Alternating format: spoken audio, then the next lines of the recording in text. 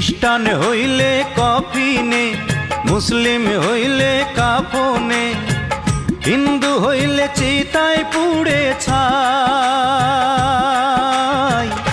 ও মানব গৌরব করার নাই রে কিছু নাই, ও মানব গৌরব করার নাই রে কিছু নাই।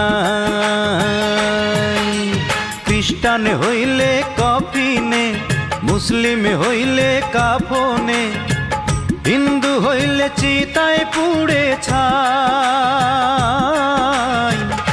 ও মানব গৌরব করার নাই রে কিছু নাই, ও মানব দুই দিনের এই দুনিয়াতে গৌরব করার নাই রে কিছু নাই।